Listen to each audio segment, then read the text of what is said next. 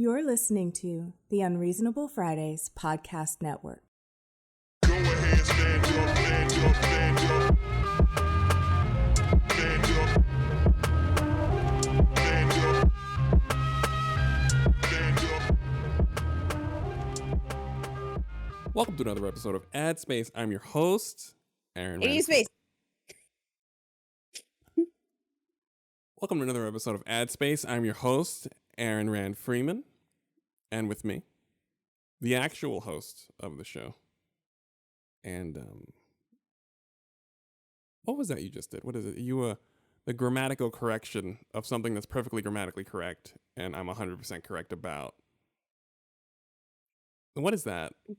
But we're not an ad space. We are an ad space. If you We're got an an ad, space. we are the space. Talk to us. Are we adding to the space? We can, yes. Would you like something? Or are we? I would like ice cream. There you go. And ad space it is. The actual host of the Add program. ice cream to your space. Add ice to cream my to your space. space. Add ice cream to your Fine. face. Elise Bacon Bacon, me- how are you?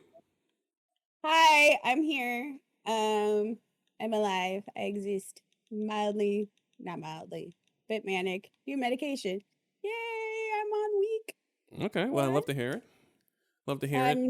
I am not having allergic to reaction to this one because it sounds like that's scientifically impossible.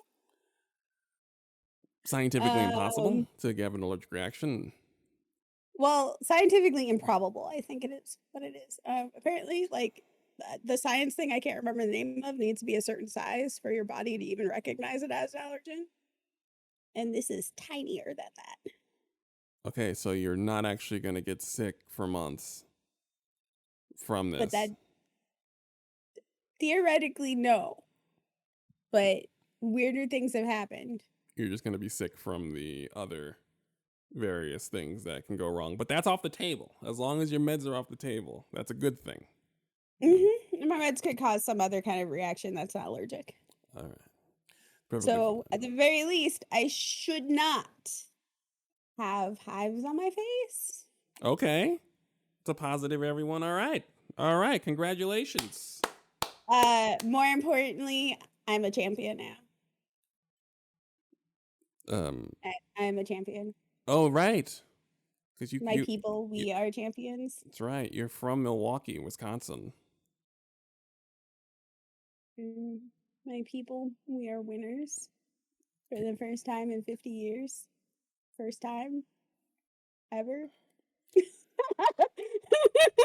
Well, you know what? Before we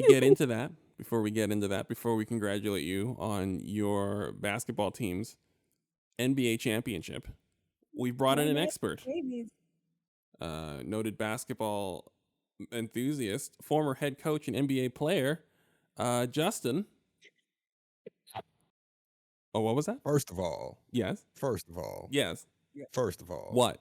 I appreciate you recognizing the former NBA skills. Of course. I rode bench in the F League, not the G League, but below the G League, the D League, we've got the F League.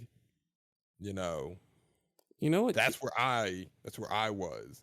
Oh, okay, so I actually have a funny story about that. When I just graduated, fam. Me and my boy were, as 20-somethings fresh out of college with new employment due, right? We was out here, and this dude, like a little shorter than me, like if you've seen me, I've been told that I'm tall. Brian. I can't confirm this, but I've been told that I'm a tall individual. Brian.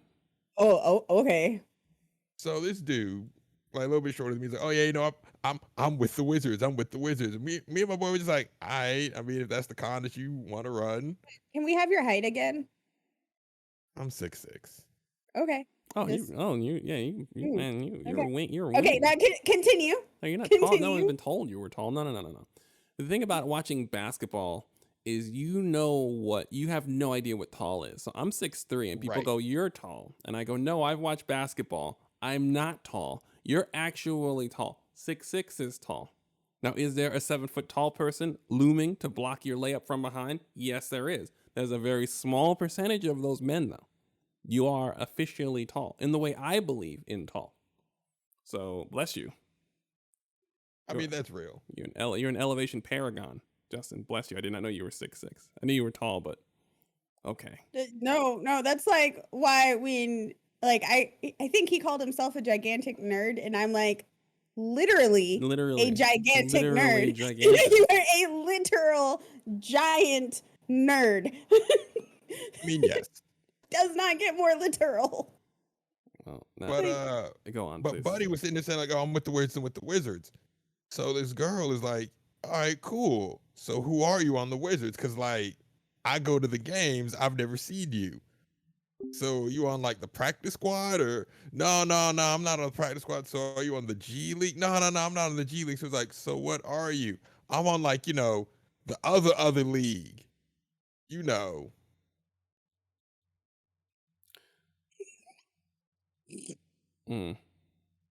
That's sad. Other league. I'm like, oh, this is That's actually sad. really sad to That's watch. sad, bro. You could make up a league. Ain't nobody following basketball like that. You can just roll it back, man. Just say G League, and everyone will believe you except niggas in the league and talent scouts. Those are the only two groups of people that will argue with you if you assert that you are in the G League. That's it. Everyone else can take your word for it. You could be in a relationship with someone for a few months. If you time it right, ain't nobody gonna inquire for months. My man could not there was think also the time that someone thought it was Karan Butler, despite my. I'm like, Woo! I promise you, I'm not Karan Butler. Woo! I promise you, I'm just a God dude. Like, damn. I'm not famous in any capacity. I'm just the guy here trying to drink some whiskey. Like, please. That is so No. racist. It must affect road visibility. That's fucking crazy. You don't look nothing like fucking Karan Butler. Good goddamn. I mean, what the whole fuck? God damn. Nigga. Like, you 4 shades darker, and his face is Nigga. shaped differently. He got a whole ass fucking lizard face and everything. Like, I don't understand. Karan Butler looks like Karan Butler. You can't mix him up with anybody except his daddy. Maybe. Like, I was low key insulted because like I look better than Karan Butler. Come on. I Like, mean, you do. But we brought on a former NBA basketball player to discuss the Bucks NBA championship. Congratulations, Bacon! Thank you. My people are champions. For one day, the Milwaukee Bucks have defeated racism. We won. They have overcome their oppressors, Speak which it. are the coaching staff.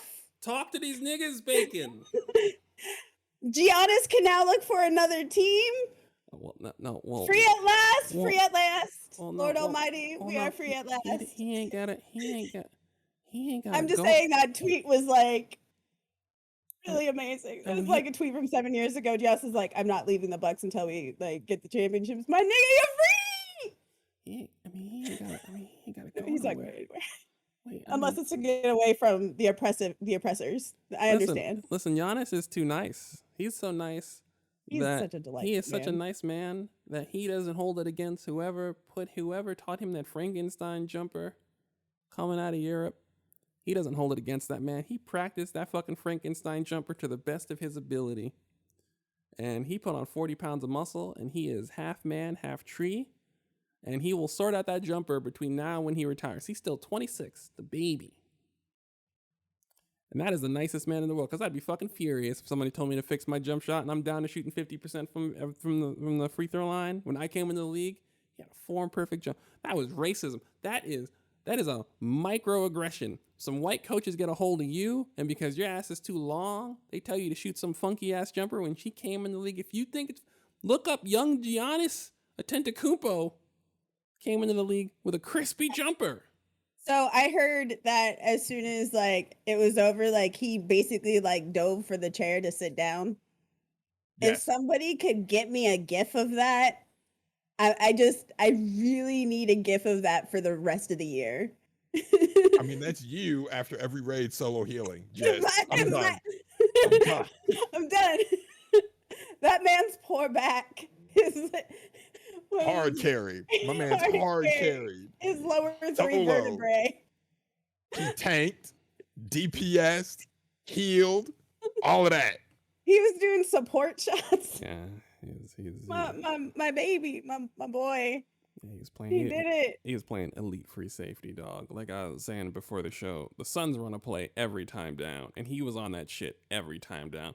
My man needs intravenous fluids for a month. Like he needs body massages back. He just needs to sit in. What's that ice tube LeBron sits in? Just move over. Just give him a month in the ice tube, please. He needs everything. We can need to don't. I know he's what he's made of. It's not, his extension's like 180 million, 200 something, whatever. He still needs us to donate. Buy him an ice cream, something. He deserves all of it. And I'll never say a 200 millionaire deserves our goodwill, but he does.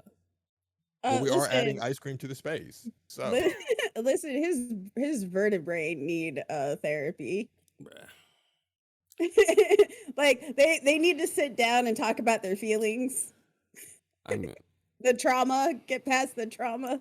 listen, I give them a lot. The Bucks won it as a team. They just would not have won it without him. He decided that he was going to compensate for 3 teammates. He said, everyone play your role. And they did, to their credit. The Bucks all played their roles. They did their best. They played their roles at an NBA level. And Giannis said, I will account for 2 to 3 human beings on every possession. Don't worry, I got it. Just be Drew Holiday. Just be Drew Holiday. Serviceable. Right. Just Chris Middleton, hit your mid-range. That's how you got here, right? Listen. Hit them. Listen, I wasn't sitting there. I'm not like a very emotional fan generally. My opinion of this is literally they hit the playoffs and I was like proud in my soul. I was like, this is great. This is beautiful. And like, but it wasn't even just that they hit the playoffs. It was like people were also roasting them. Like people were acknowledging that they were a team in existence, which is something that has never occurred over my 34 years of life.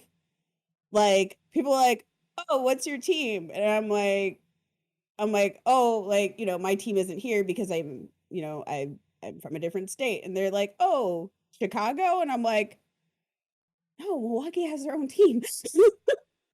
Oh, I'm sorry. They're like, or the other response is Milwaukee has a team. I'm like, we're right here. Like they were just on nobody's radar. So it wasn't even just like that they hit the playoffs. It was like people were actively roasting them. Like people cared enough to even roast them. And I was like, what a time to be alive. The Brewers moved their game for the championship game. So everybody was all in. And I was just like, this unity. The unity. Never in my life. I mean, it's really thoughtful of Giannis to bring a championship to Wisconsin just in time for them to run off Aaron Rodgers for no good and goddamn reason. Well timed. Good job. Giannis is very that's a thoughtful boy right there, and being thoughtful again. Listen. I don't think anybody was expecting that. The Packers are just like not going to be doing anything for a while. And the Brewers have been holding their own for a bit, but the Bucks brought it home. Right. The Bucks brought it home. That's right. That's good. The Brewers are actually doing really well, and I'm just like...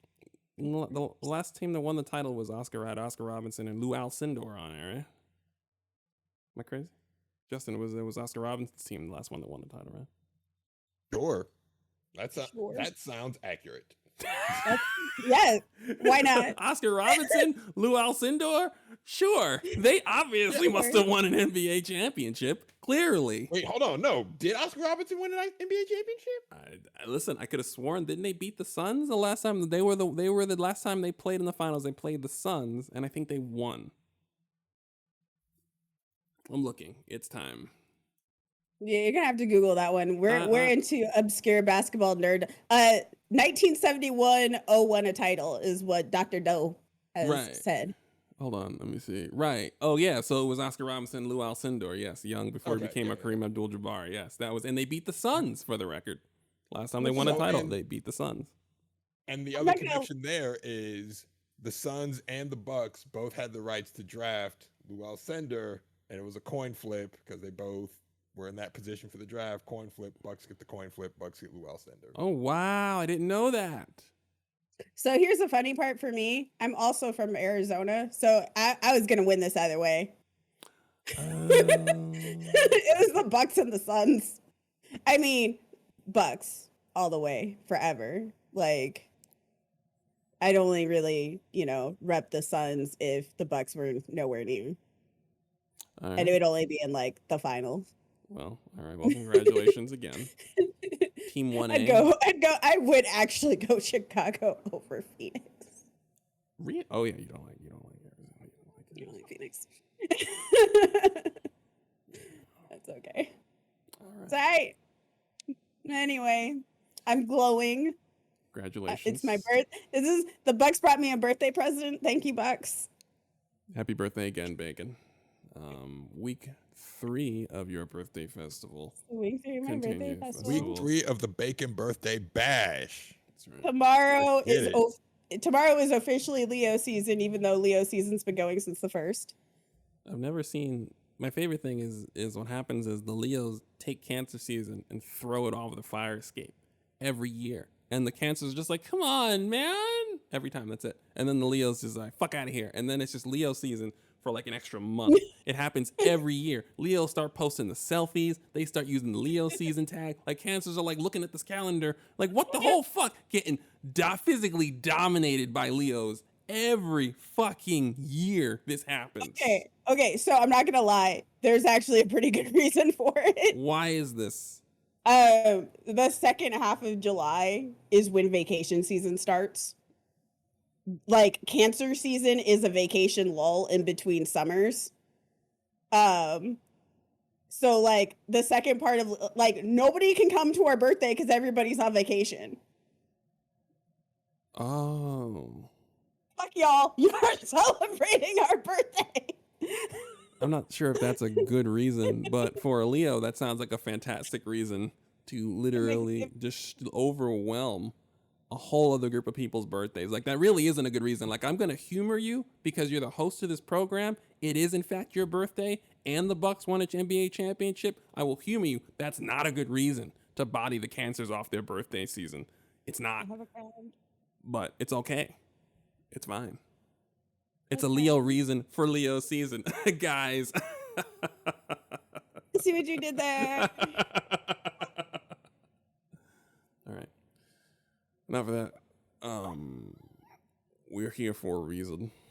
We're here because all three of us, well, two of us have beaten Mass Effect Legendary Edition, all 3 games. And there's a lot to talk about with all 3 games. Mass Effect's a very a beloved series. Oh.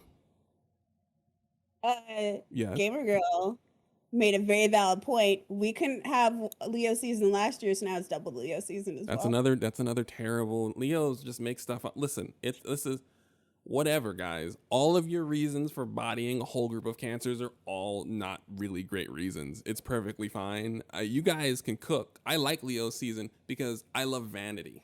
The influx, the attention seeking, the avalanche of selfies, the birthday requests, months and months of just people just posting wish lists, and it's my birthday 17 times, 4 weeks in a row, 5 weeks in a row. It's magnificent. I love the energy, but please do not try to rationalize what you guys physically dominate and bully Cancers off their season. It's fine that you do.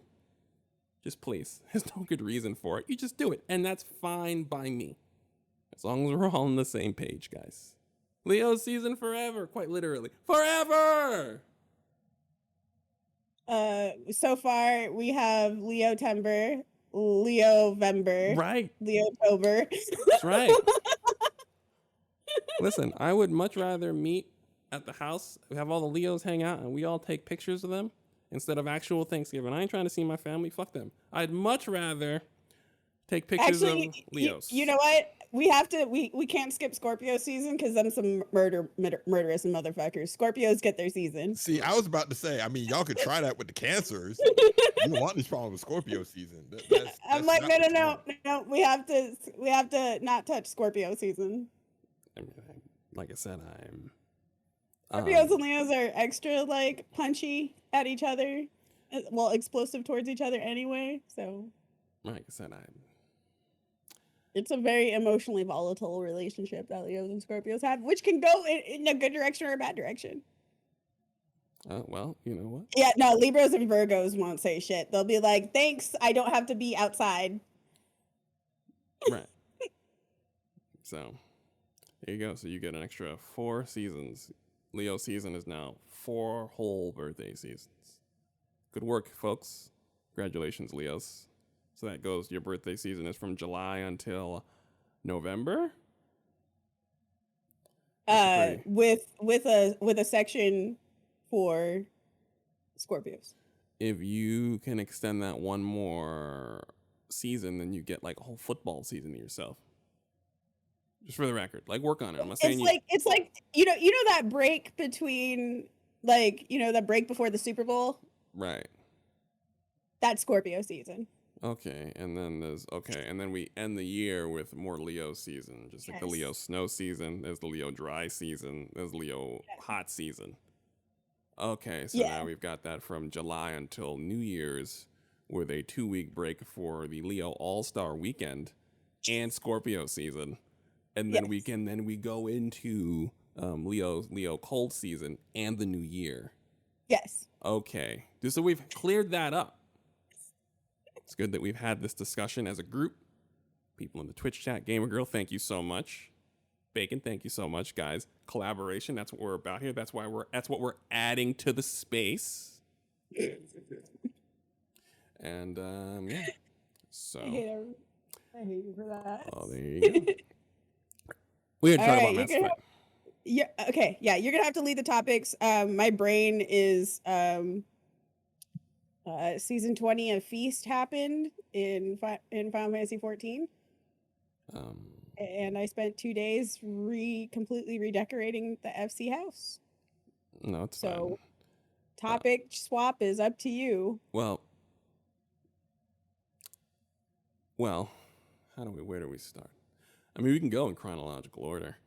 We should go in chronological Let's order. go chronological order. Let's do it. Let's go chronological. Well, the first thing that comes to mind, I'm going to let you guys, we're going to spitball a little bit. Because the first thing I remember about Mass Effect 1 is how obscenely pro-military it is.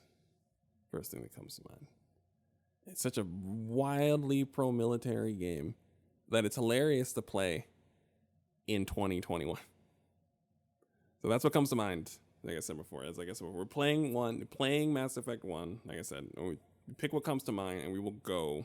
Listen, with where we're. I mean, Listen. you're Space John Wayne. You are an aggrieved space marine with a gun going against the authority structure to get things done on your own outside the law. Now, whether you're a Michael Weston or a Jack Bauer is your Paragon Renegade system. which one's the Right. Paragon? Michael Weston's the Paragon. Okay. Compared to Jack Bauer, You're not wrong. Yeah, everything's relative. Yeah, actually, it's actually completely true. I do love me some Jack Bauer, but yes, Yo, that was a wild ass time in America. you mean the Okay. When did Mass Effect 1 come out? 2007 or 2006? Okay, I wanted to say, yeah, it had to have been like 2007. I don't think it was 2006 because the Xbox 360 wasn't out yet. 2007? Yes. Okay. Since Bush has been out of office, I have not heard weapons of mass destruction.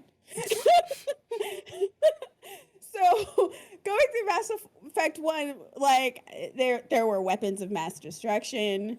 It was extremely pro-mil. It wasn't curing weapons of mass destruction. Some of the phrases and conversation sounded like various military ads that would air on television. Cause the Army had a few, and then the Air Force had some, the Navy had some, the Marines just really took the Army one and then at the end of it, just like fitted over, like did a voiceover instead. Do you join the United States Marines? They're like, no, we don't. Just slap a voiceover on it. But like almost all of the jargon from those advertisements was just like common conversation in Mass Effect 1. It was so bizarre. There's a lot of, now that we are adults, things looking back at Mass Effect 1, it's just like really weird. One thing that the Legendary Edition does is it makes Mass Effect 1 fun. Oh yeah, they did some quality of life on that combat system. My God. Yeah, Oh my like Mass God. Effect 1 was not fun when I played it in 2012 No. on PS3. Like that was not a fun experience. But they did like it's now a lot of fun. And I think the strength of Mass Effect, and we were talking about this earlier, is the interpersonal stuff, like the interactions between your crewmates, Mass Effect gets the small stuff they do the small stuff really well. It's just when they try to do big arcs, intent versus execution. And it's hit or miss. In 1, it works because 1, you can treat 1 as a self-contained game. You're against one Reaper, you're struggling against this thing, and the narrative works over the span of that one arc. You get really good character moments with Rex having to wrestle with, hey, do I save my people or do I rebel against Saren because Saren's helping the Krogan, y'all aren't helping the Krogan. Like there's some really good character moments there. Even Ashley, who I still contend gets a bad rap. I see what they were trying to do with Ashley's character, but because the first words she says when you get to the Citadel are, I can't tell the aliens from the animals, that taints your perception of Ashley for the rest of the game. Oh no. Ashley is backwater, hardcore, conservative, xenophobe. But she's not. Oh no, she is. She really, really is. It's just when it comes down to other stuff, like she definitely has some growth, because the thing is too is like even if you have more conversations with her, you can get into like where her like personal opinions lie, but it's one of those things where like if it hits like close to home, then she's like, what? I don't understand. And like I don't believe this sort of thing. And I'm like, but you do. Right. Like, so if you take more renegade options with her, she basically becomes a Cerberus recruiting poster, which becomes hilarious when they make Cerberus the eventual big bads. But like actually talking to him, be like, yo, your whole stance of we got to stand alone is counterproductive to our existence. We get better by working together. That's what makes us strong. That's what makes us, human. Humans are at our best when we collaborate. That's the story of humanity, collaboration, right? And you can eventually get her to realize, okay, collaboration is cool. Ashley softens in a way that Presley never does. Your navigator, Presley, will tell you straight up, yo, I don't like these aliens on the ship. I'll follow orders, but no, fuck these aliens. I think it's at the end of, it's either at the end of 1. Yeah, it's at the end of 1. No, it wasn't the end of 1. It's in 2, where they actually leave a note where Presley's like, I was wrong about everything. And then he dies. Well, no, it was after he died. Oh yeah, I remember that. Yeah. It's in the memorial. Yeah. I remember that. You find like data pads and stuff about all the stuff. So yeah, they like in Mass Effect 2, if you do that, they even have like a little blurb in there where Presley's like, I was wrong about everything. These aliens are great. I hope everything goes well with Tali. Like, I think he mentioned Tali by name. Right. Yeah. And then he explodes. I mean, it's after he exploded, but he exploded. Yeah, he exploded. Yes.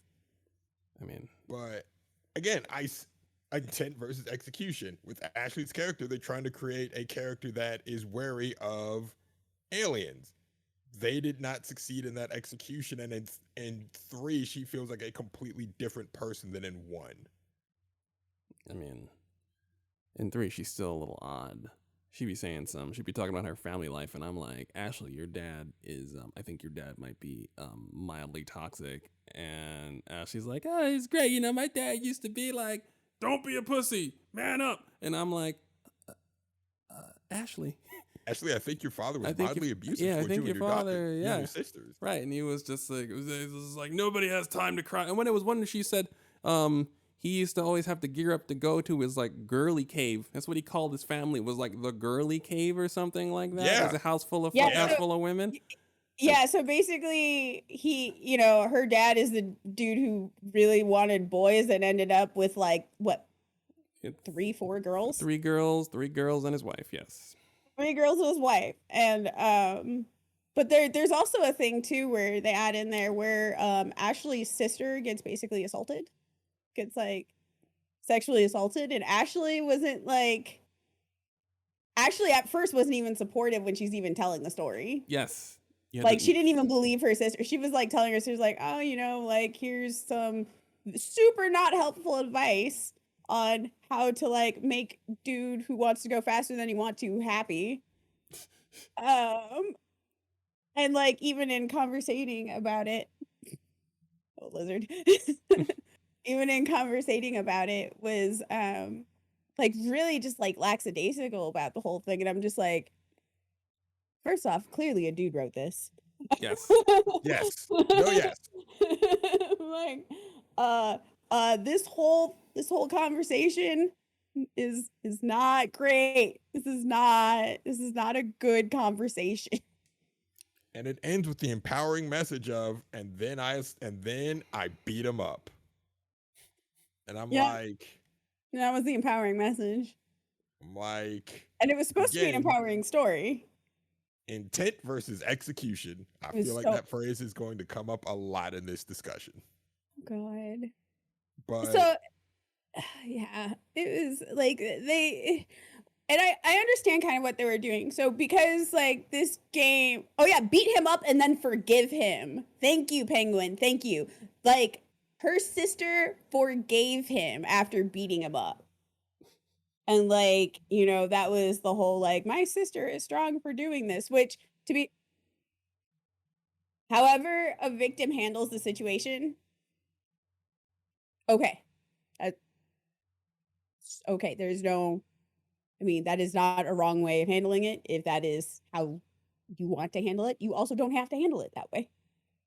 Handle it however you want. And that is okay. But again, this was a clearly choice writ- made by a writer, This was- and N- it is a very odd choice to make from a writing perspective. and this is something I really want to like drive home with people. Like none of this happens in a vacuum. Like somebody made an executive choice to write this, and then that writing was allowed in there and thought of as a good thing to put in there. So like this isn't like when it comes to like character immersion, character choice doesn't actually exist. Like you don't actually have character choice. You have a set amount of option, like specific options that you are allowed to do, but those options are determined by the developer, by the writers. There's no like characters don't actually have identity. They just they do not. They are not real. So that's just definitely like a thing like I want to like emphasize because it's a massive problem with the Mass Effect series. Is the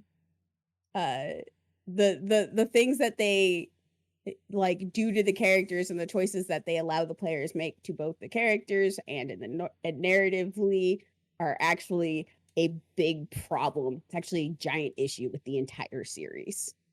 On top of them yada-yadaing their own writing.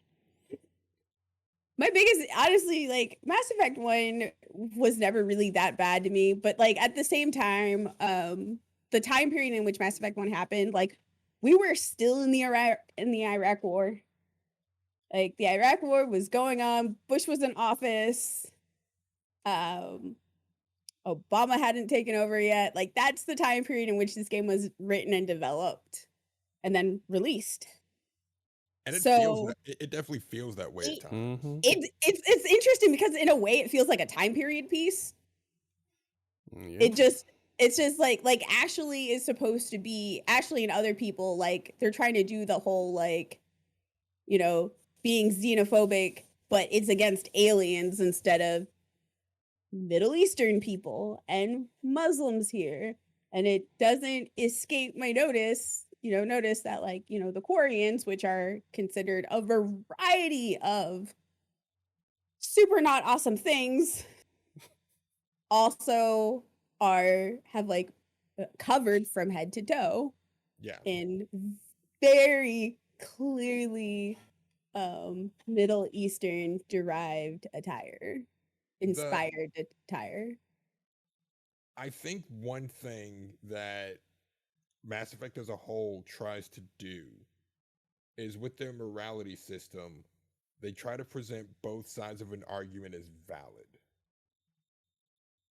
And in doing so, agree with both sides of the argument. Right. Like And it- I have to interject real quick. The way the morality system changes, it changes between games. So that's actually a very important thing, because the morality system in Mass Effect 1 is much different than the morality system in Mass Effect 2. Yes.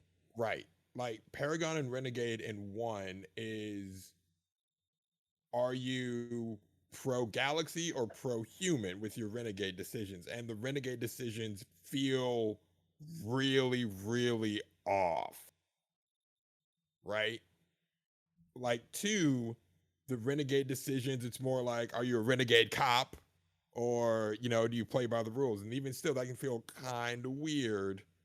I don't know. Mass Effect 2, it really more felt like to me like, are you going down the ism well, or are Yeah. you? No, yeah, Right, it's- like it- the there- renegade cop. Well, the McNulty route from The Wire. There Are are you going to lie There about we serial go. killers? there are You- two you- there are two levels to the Renegade playthrough. There is the Renegade Cop and then the racist Renegade Cop track. There we go. And you can be a renegade cop where you throw everybody out windows, or you can be a racist where you try to fast track it by just throwing aliens out windows. And yeah, it's hard to hold that balance across the entire game. But like I said, we'll get to Mass Effect 2 when we get there. But yeah. Right. Well, especially when it seems like what the writers want as a whole for Mass Effect, the narrative they were going for is you have to collaborate. Like that is the thesis of Mass Effect. The thesis is collaboration. You cannot succeed through isolation. You can only succeed through collaboration. Right? That's the coded message throughout the entire series. So it's odd that they give you a chance to be isolationist and then try to say, well, nope, too bad. Now you got to work with people. I mean, they tried to make it a tangible penalty, have tangible penalties in Mass Effect 2. But it then allowed you to then be a racist for about 80 game hours before you were really met with any penalties that by then might not have mattered, especially if you really do truly believe this. Like if you are like living out your racist fantasies, then like most races, it's fuck those aliens anyway, despite the penalty. So whatever they were trying to do didn't work because, whoever they were, the audience that they were speaking to out of the other side of their mouth didn't get the message at all. And they wouldn't have, which is why you don't do this kind of stuff.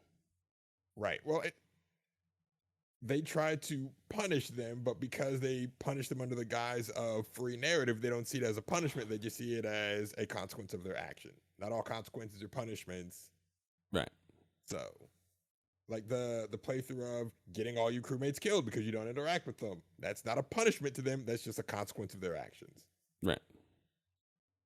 It is anyone who is if someone playing out racist fantasies is not worried about how they're going to fail, they cannot see how they would succeed without racism. So this is fine. No, they literally can't. Like they genuinely can't. Like they're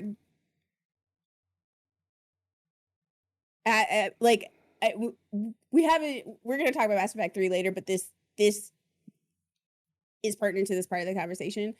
Like, there were people on the Reddit boards who were really angry that, like, you have to kill Rex, you have to kill Morden in order to not cure the genophage. Right. Right, because they like their token Krogan. Right. They like their buddy. They just want to keep committing war crimes against their buddy. Right.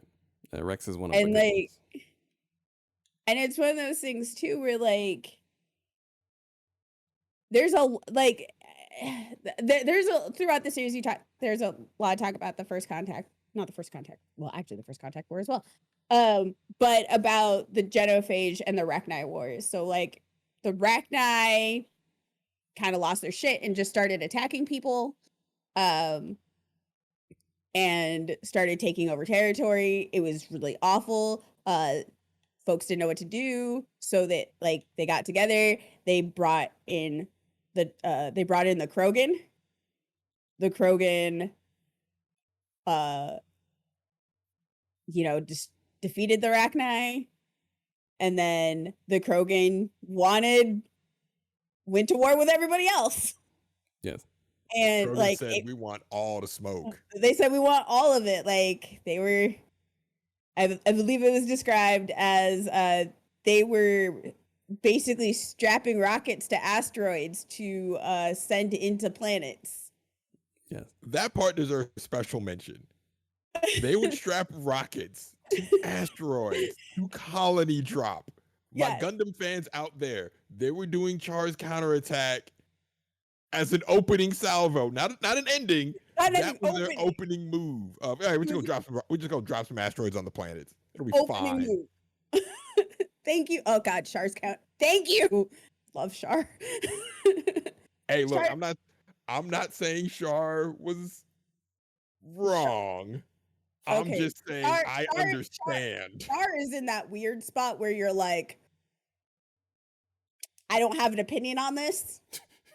I don't have an Because opinion. My nigga is wildin'. I just understand how we got to that point. And I think right, that, well, but that's why I said I don't have an opinion on it, because like if you watch the trajectory of how he got there, it's really like yes.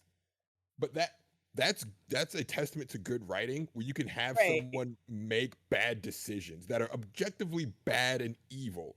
But because you've seen the character go through their arc, you understand how they got to that point, and in Char's case, that hypocritical point, and it doesn't feel like a 180.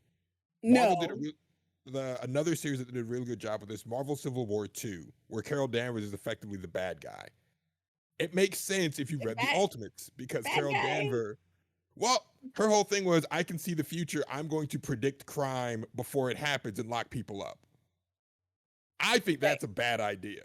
But I get how she got there, because Galactus showed her that, yo, you all have effectively broken time. Every action that you have taken has disrupted the time flow. There is nothing that you can prepare for. Everything is chaos. Everything is going to end, and it's your fault. So Carol Danvers, a human being, has a human reaction of, oh my God, I have to fix this. She's 100% wrong, but I appreciate the writers took the care with her to show, yo, this is how she got here. This is why she's freaking out. It is a 100% understandable reaction. Tony Stark is freaking out, again, not because he thinks he's right, but because he's still traumatized and processing all of the trauma of the last thing that he went through. Nobody is right here. Everybody is wrong. Right, And right. then- And that's yeah. and that's the situation, honestly, with the Krogan. Nobody was right. But everything was bad. This is definitely one of those where you look at it and you're like, I get how we got here today, and this is what we need to do to continue, but all of you were wrong on that. And so the Solarians created this thing called the genophage. They specifically, the Solarians working on the genophage specifically did not want to make the Krogan extinct, but the Krogan can lay 1,000 eggs they can have like 1,000 babies per like pregnant female, per fertile female. Like they have like a giant clutch of like all the Krogans, like literally 1,000. So of course, like not all of them live, but what they did is that they reduced the fertility rates and the birth rates of the Krogan so that they couldn't have 1,000 Krogan Yes. at once, because they also live for 1,000 years.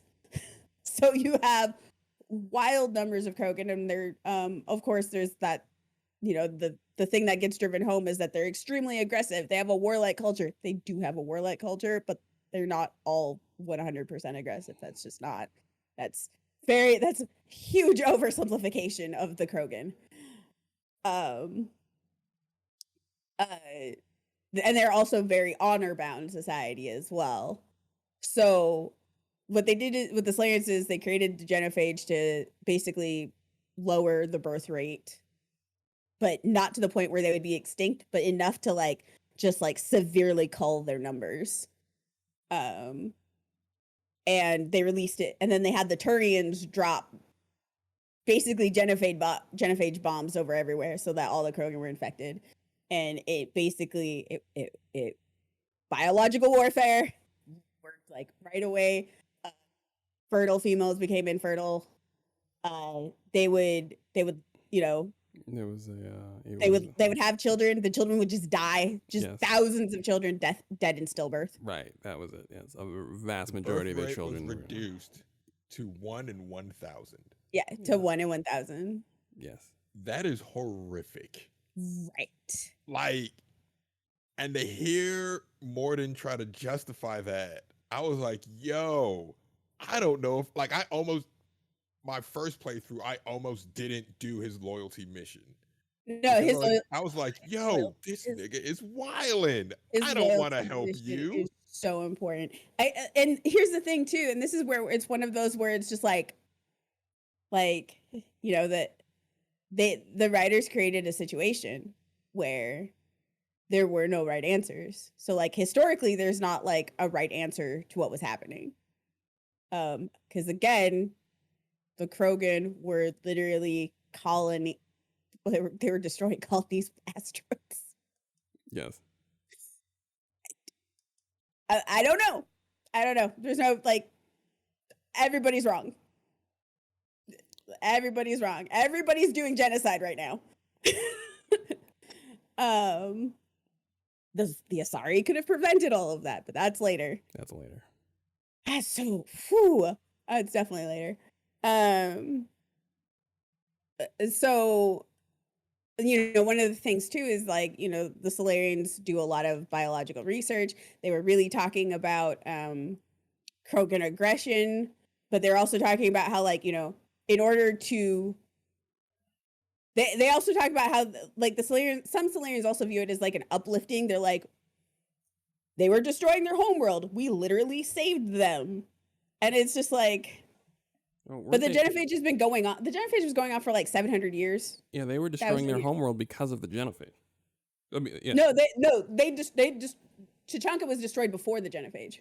I thought they were destroyed. I thought they started nuking each other afterwards. Oh no, they gave them. They gave them. They No. were nuking each other Oh, right. before that. All right, because they were given weapons for the Rachni and used them on each other, and then they had to use the genophage to keep them from doing that. Right. They were using the nukes on each other. They were using the nukes on everybody else.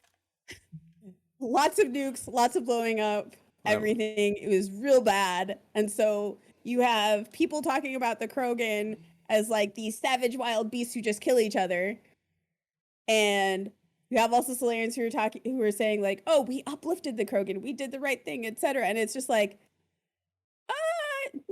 no, this was all bad. But the biggest thing is Krogan at the point today are not Krogan today in the story, aren't the Krogan that were during the Rachni Wars. Like, everybody's changed. Like, the death of their people has like changed. Clans are completely fractured.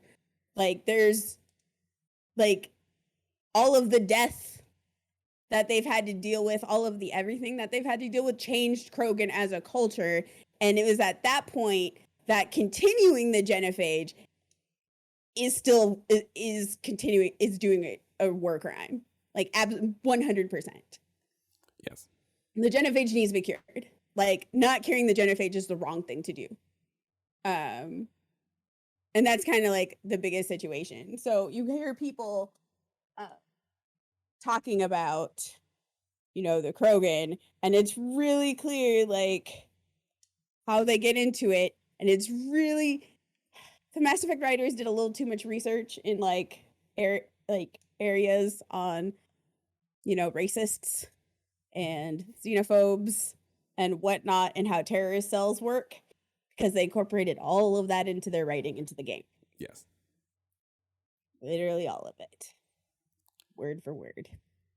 It seemed like they thought that they would we were all on this journey together. That would be the thing that I got from them, is that they thought that we were all on this journey of discovering the ills of xenophobia together. We were not, and they didn't know that we were not all in the same place on this journey. And yeah, it shows in the writing. They are very shocked. It seems as though, as the series goes on, is that there's more actual shock from the writer that we are actually terrible, that gamers are terrible. A lot of shock, because yes, with their research, they're acting out their research. They're giving us the option of learning on our own what they've learned about the horrors of racism and xenophobia. And but like the worst part about it is that they allowed the character choice again in the story for them to be racist and xenophobic. Like the actual player, like they allowed the players they gave the players the option of being terrible. Yes. Which was something that they never should have done. No. It was almost it was bad. There was the assumption that we would know, that we would do better, which, you know, they found out that we wouldn't. But again, right, like this is not a social experiment. White people need to stop doing these social experiments. I mean, but like again, why have the option in there if you don't want players to make that option?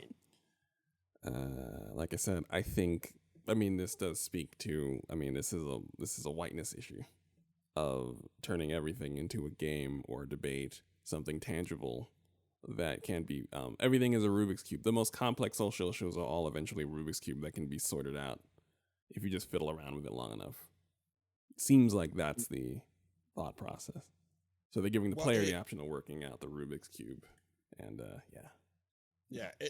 intent versus execution again. So Star Trek Deep Space Nine, one of the best Star Trek episodes ever made, is the Pale Moonlight.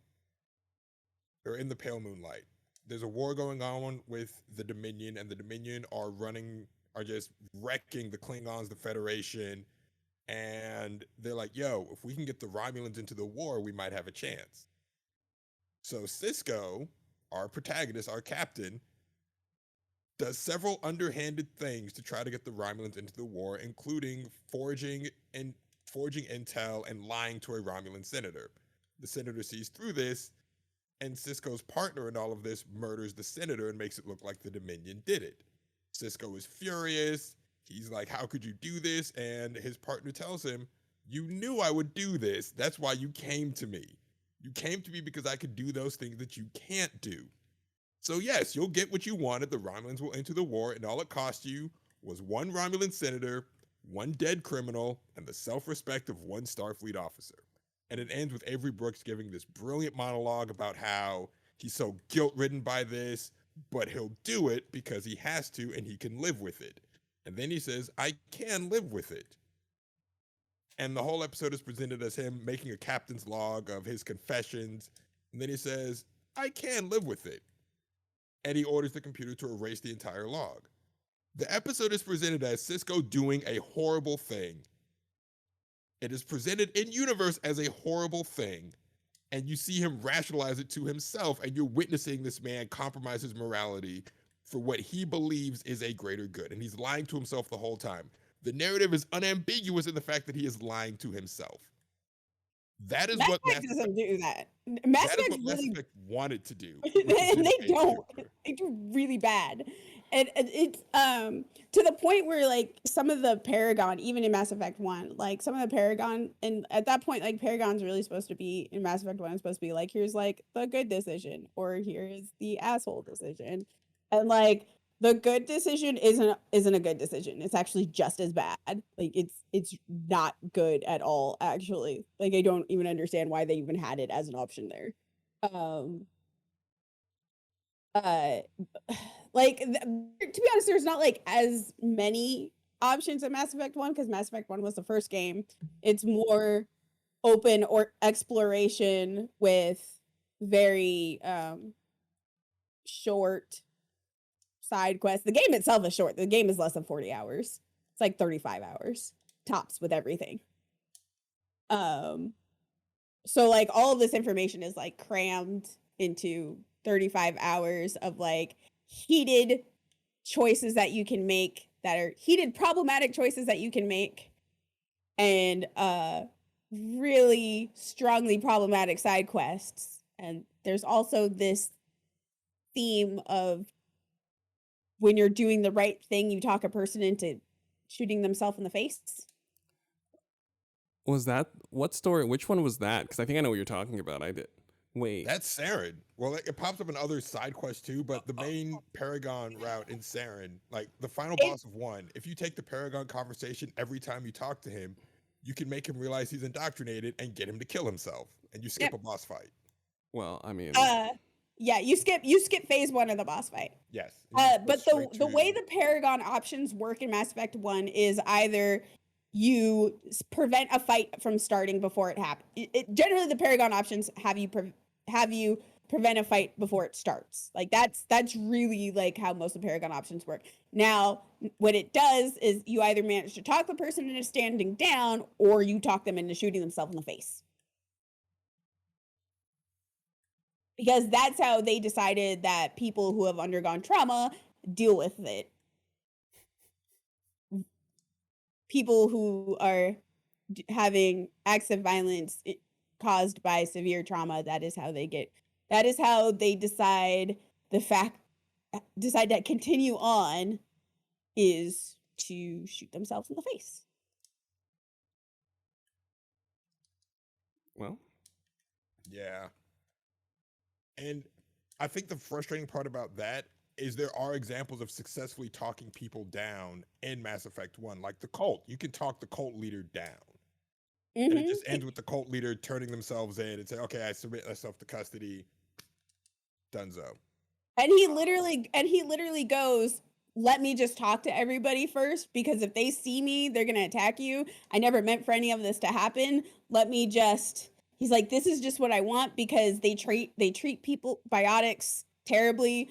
I think biotics are supposed to be another allegory for this people with disabilities, which again, they do this really terribly. Because basically people who have biotic powers are usually end up getting them through really shady means, not their own fault, but like, a pharmaceutical facility decides to drop like this chemical in their area, and boom, people start popping up with biotics.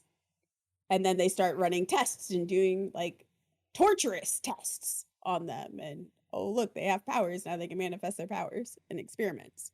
Super shady. The whole thing is shady.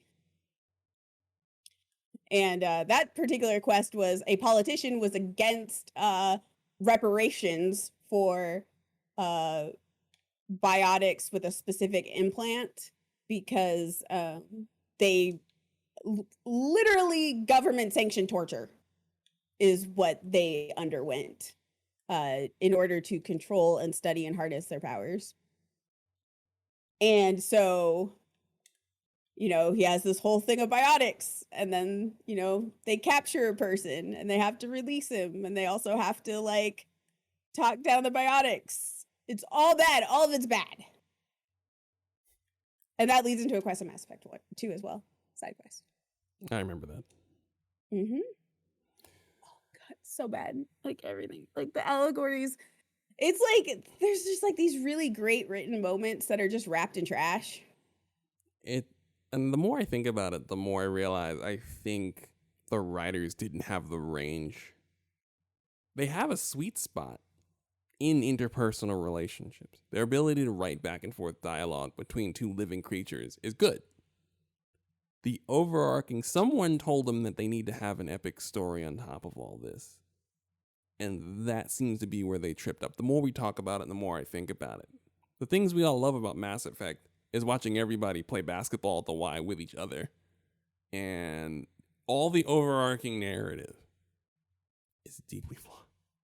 It's Right. really super flawed. I think we're pretty much like we've gone over Mass Effect 1 pretty deeply. Well, Uh, there is one thing I do want to bring up about one that cannot be understated. The Cerberus side quest chain. Yes. That is actually a really well done quest chain of the Admiral just starting out looking for his crew. You find his crew, they've been massacred by Cerberus. Then you see Cerberus experimenting on Reaper technology, Thorians, and the Rachni, and they've murdered an Admiral. And you're like, whoa, this organization is terrible. Which leads us into Mass Effect 2. You're now working for this organization. What? I get why the survivor of Vermeer was like, dude, you wildin'. No, I'm not going to join Cerberus. Like, what? What?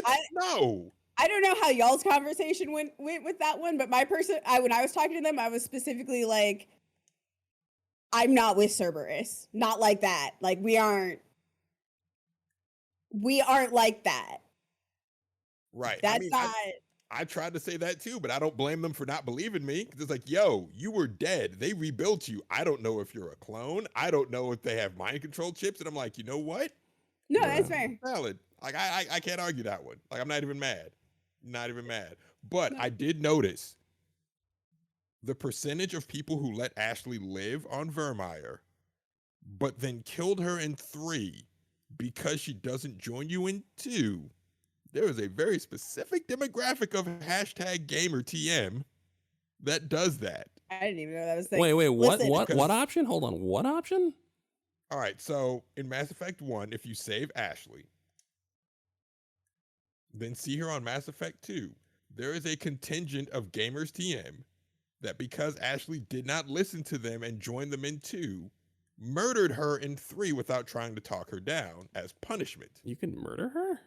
Yes, you can kill Yes. Caden. You can kill Caden and Ashley. You don't even What? have like when Yeah, that you can kill them. encounter starts. When the encounter starts, you have the option to just shoot them. There's actually several opportunities to shoot them.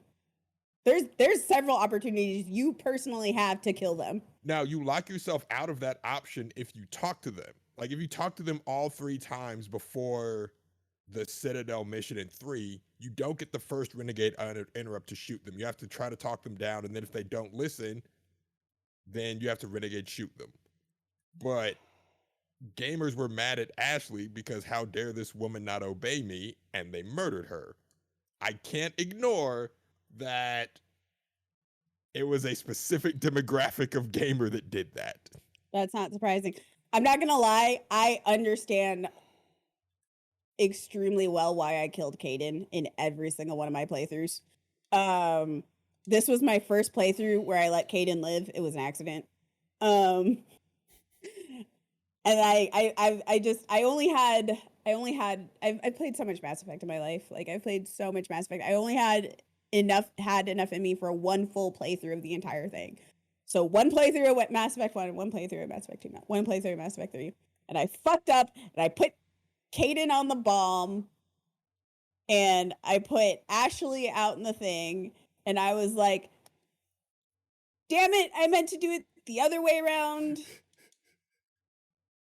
No, I forgot. Like, I messed up the whole thing because at first I was going to save Caden because I've never had Caden. And then I was like, Right. but I want to save Ashley. And then I ended up saving Caden on accident because I fucked it like, up.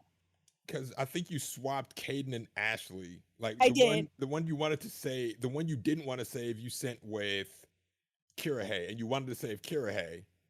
Right. And then I was like, no. And I got stuck with Caden. It was so boring. Caden has no personality in 1 or 2. He's so boring. Yeah. No, he has no. Okay, so first off, Caden has personality if you're a female shepherd. The problem with Caden is that too much game immersion right now is Caden does not take no for an answer. Like you have to apparently there's like 3 specific options you have to choose in order to lock out of the romance. You can't be nice to him at all. You have to choose literally the renegade answer. Like like the answer that gives you renegade points specifically every fucking time. And that answer is not always obvious in order to lock yourself out of the romance. But the thing is like, even if you don't romance him and you don't like lock yourself out of the romance, it still counts as you romancing him, but you don't get the achievement. So Kaidan thinks you're dating when you've told him no. I've told him no like 3 times in Mass Effect 1 at least. If you tell him no, he'll when he runs into you in Mass Effect 2, he's very betrayed and hurt, and he's still in love with you, and he doesn't understand why you joined a bunch of space racists. And I'm like, what? And even at points he's just like, I thought we had something, and I'm like, we didn't have anything. we would never get together. Which is a reoccurring theme that happens. I think I turned him down 5 times in Mass Effect 3. I lost count. I think we could say we were gonna ballpark it somewhere between 5 and 6 times and he was on his deathbed. It was every single conversation you have with Kaidan is like, it was desperately trying to get me out of the romance that it kept thinking I was in, and I was just like, this is too much game immersion. We were never together. Never. I said no, god damn it. Oh my god. And I understand. Oh yeah, if you meet him, of course. Okay, so my entire goal this entire playthrough was to romance Garrus. There was like, I did not want to romance anybody in Mass Effect 1 because I was like, I wanted to not cheat on Garrus. I wanted to be the not cheater and just be like straight Turian gloriousness, perfect boyfriend, the Turian, Garrus, right? Right. He's a smooth motherfucker. This makes sense. Smooth as motherfucker. Like, the voice actor is so good. The filter that they put on the voice actor is great. It's fantastic. Whoever was responsible for writing his character just did way too good of a job. The ad lib all the ad lib that the voice actor did is even better because the voice actor threw a bunch of his own shit in there. It was just amazing. But in Mass Effect 3, there's like, how you can like have lots of personal conversations with people in your team, on your squad. So if you don't take one of the 5 opportunities to kill Kaidan in Mass Effect 3, you have lots of opportunities. He's like, let's go get some lunch. And I'm like, okay, we had a good chat at the hospital while you were on your deathbed. I feel like we came to an understanding. And then he goes, Shepard, I've been thinking about a lot of things. I've been thinking about you. And it's like, I understand why you cheated. We're never together. Yeah, that was the thing that got me. I was so happy. I was so happy to not have a cat. I was playing through Mass Effect 1 again when you were playing through Mass Effect, and Mass Effect 2 or 3. And Mass Effect 3, and I was like, I was really happy that I blew him up again. I almost pulled the trigger just because I've never had a playthrough with Kaidan in it. Alive in it. And the 5th time he hit you up, and then he started acting like you were dating, like he was just like, listen, I understand why you'd want to stray. Excuse me? It's like, well, I was and the thing is like, I've had this experience with guys before, and like I had one ex where like I tried breaking up with them like literally 10 times, and like the breakup just wouldn't stick, and I'm like, am I cheating now? I'm trying to date somebody else. What's happening?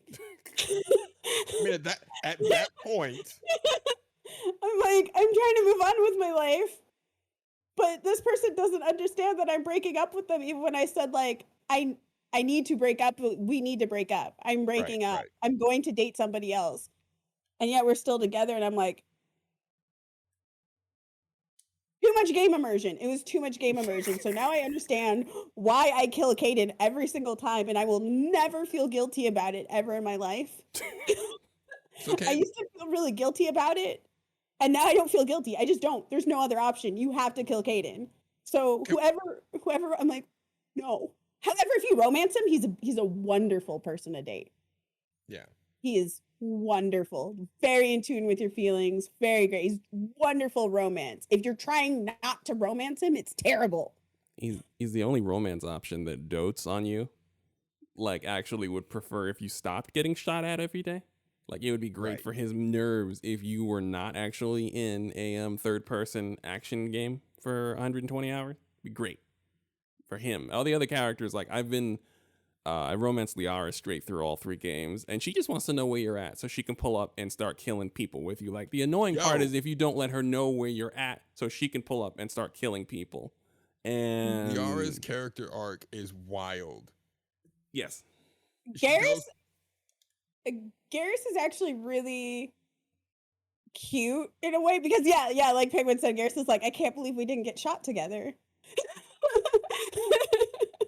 But he's also very much at the like he also wants to protect you. So like if you don't take him with you, he gets very concerned. So he's just like he wants you to be safe, and he feels better if he's at least there to help you be safe, which is something that gets conveyed throughout the thing. And I'm just like, Garrus is like the most supportive boyfriend ever. All my expectations for future dating is ruined. I don't blame you. He's very It's nice. He's really too Well, smooth. so Oh, go on. that's the other thing with Mass Effect romances. They're either done like super well or WTF, Jacob. right? Ooh. Well, yes, Jacob. I actually wanted to talk about Jack because Yes, please. I Let's talk about don't- Jack. I don't want to romance Jack. I understand if you go the Paragon route of romancing Jack, they have very sweet moments together, and their romance scene is just them cuddling, and it's very sweet, yada yada. Cool. I just want to be Jack's homie, but also listen to their problems. I am not romantically interested in Jack. There is no option to just be Jack's homie. On one Is it- level, Is that true if you're male shepherd? if you're Uh. male shepherd, what you can do is you can leave it in limbo and just never confirm a relationship, and then that counts as being Jack's homie. But if you outright reject her and say, nah, I'm not trying to be your sneaky link, I'm just, friends, she will never speak to you again. Like when you go down to talk to her, she gives you the fuck off treatment. And I'm like, I guess? Yeah, if you're female shepherd, you get the opportunity to be like good friends. Like, and you get to continue Oh, that friendship in Mass Effect 3. Actually, Hmm? I don't know. I got to the point where the only thing she would say to me was that she's not gay. Like, we had good moments, and all of a sudden, like, you get to the end of the line, and the only thing she has to say to you is that I'm not gay, get out of here, and that's it. Like, Yeah, if you run out of dialogue, it goes to it automatically right. default. If you run out of dialogue in Mass Effect 2, it automatically goes to the romance dialogues on all characters, which is either together, not together, or you are not my type. bruh. Or Right. and then or with Grunt, it goes like shepherd. Rex or Grunt. And I feel like the execution of that idea, they got too clever and realized, oh, Jack's default non-romance option for male is fuck off. Which Yeah, is a you- sharp there's- it's a sharp narrative twist from, hey, we were bonding, we were becoming friends, but now because I'm not romantically interested, fuck off. Yeah, I there's could understand that narrative choice if they played it as Jack was falling for Shepard and then Jack couldn't handle the rejection. That would actually make sense. But the romance is never played that way. It's always played as Shepard pursuing Jack and Jack saying no. Yes. Mhm. So it was Yeah. just very, very weird choice. There me. there's no platonic emotional intimacy option with Jack, which is something that was a big mistake. I have a question. Hmm. Is it just me, or does Jack just seem coded as far too young to be a viable romance option? Like, I understand that she's old enough to have lived as she's been kind of, living on her own as a baby. But like, I Hold on. understand. I'm gonna look up what Jack's age is. Right, 'cause I she wanna seem- say she's in her 20s. That she's in her 20s, but like, you know what I mean? Maybe it's because my shepherd was both of my shepherds are kind of like in my head He's- canon. My shepherds are all like 40 to 45-year-old non-dudes. Shepherd's 35. Right. It's still weird. Like someone, like, I don't know, maybe it's me, but Jack is 24. right. She's got more problems, and she's so young that to me it just has always seemed weird as a romance option. Like, she's clearly got, and I'm not saying she definitely needs a homie way more, but to such a degree that I don't know where you would find her attractive to want to romance her. Listen, the only reason Liara is even as an Asari, and Asari lived like fucking forever. The only reason Liara is even like a remotely viable romance option is because in Mass Effect 2, Liara is maturity-wise like human 30s. Right. Like in Mass Effect 1, I'm just like, sweetie, you are so young Right. and so awkward and so young. This is a giant no. And I feel, and the funny thing is I have that exact same opinion with both Lexi and Petey in Andromeda, where I'm just like, y'all are babies. I don't care that you're like 300 years old. You are children. You are basically teenagers and young maiden stage. No, I can't. No, no. Come back to me when you're closer to your matron age. Thank you. Right. And it's also super weird because the game wants you to treat Liara as the canon romance because her final scene with you in Mass Effect 3 is a romance scene. So the game is actively telling you that the writers view that the canon romance option for Shepard is Liara. If you don't romance Liara, she is, I don't know about this on male Shepard, on female Shepard, she is like the best friend that like you will ever have.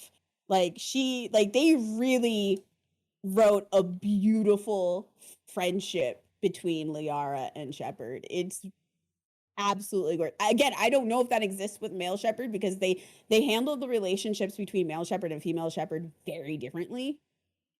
But like you can have just a really emotional like friendship with Liara that's that's written extremely well. It's some of the only good writing between female characters in the entire series. If so you're bad. a male Shepard, Garrus gets those story beats instead of Liara. That's Yes. bullshit. Right. Also, on that note, talking about how terrible female to female writing is in the series, Liara and her mother, Matriarch Benezia in Mass Effect 1, that is the most awkward, trash-ass piece of storyline, and that boss fight was bullshit. And I mean bullshit in like, what the fuck is this? This is a nothing fight. This isn't even a boss fight. It was ads. It was ads. I'm Matriarch- fighting one of the most powerful beings in the galaxy, and Asari matriarch, and she's just throwing Geth at me. Okay, sure. I get Right. it. She's literally holding herself up in a bubble, like trying to send off coordinates. And like, it's not like when the bubble breaks down, you really fight her. She's just like throwing Geth, and she's like just straight up throwing Geth and Rachni at you. She's just like, but she's not even using her own powers. And then she dies. And then when she dies, she's just like, Saren, I'm so sorry. My beloved daughter. I'm like, what the fuck bullshit writing is this? And of course, literally the next story quest that you do is really well done. Like the next story quest is extremely well done. But the way that specifically with Matriarch Benezia, how that ends, I'm just like, y'all don't know how to write women. If you think of Yeah. that fight as a Soul Train line, it takes some of the edge off. Thank you. That's all I had to add to that. Thank you. That's all. If you think of her pointing to one camera and all of a sudden niggas start dancing down the skin, then you point to the other camera and niggas start dancing. For the record, I don't agree with it. I'm just saying if you think of it as a Soul Train line, it takes 2% of the 100% valid edge, anger you have with the boss fight and the writing around it off. That's all I'm saying. Soul Well, Train and line. also, so while the boss fights in Mass Effect 1 aren't necessarily enjoyable, I do also acknowledge that mechanically, like the story around the Benezia fight there's no explaining that. It's just bad. It's just a not good story. Mechanically, all the boss fights are kind of the same. But again, 2007, I get it. Because Mass Effect 2 rolls around. Those are very different boss fights. Mass Effect 2 is really good gameplay wise, aside from the numerous bugs. Well, Mass also, Effect Mass Effect 2 is the buggiest in the series, which okay, so first off, Mass Effect 2 has some extremely polarizing writing within itself. Again, this is all coming from I have to like reiterate, I really love the Mass Effect series. Like I genuinely love the Mass Effect series. I'm roasting this out of the love in my heart. And Mass Effect is still very good. In fact, if you have the please don't take this as us saying you shouldn't get the Legendary Edition. You absolutely should. To get the Legendary You Edition. It's also the only absolutely. way to play Mass Effect 1 anymore because they did quality of life changes to Mass Effect 1 that just makes it beautifully playable. Right. And Mass Effect, I'll say this once we get around to the bottom end of these, is like we're gonna do multiple episodes, maybe 2 at least. And having all the Mass Effects stacked up on top of each other does affect how emotionally impactful it is. It's still very much, it still gets under your skin. It's well done in that way, but it's just got some flaws that are worth talking about because they're still reeling from Mass Effect 3, just the journey in Mass Effect 3. The journey in Mass Effect 3 is beautiful. Like I'm still having Mass Effect 3 dreams and I'm just like, please stop. yeah, I have so many thoughts about 3. We're on 2 now.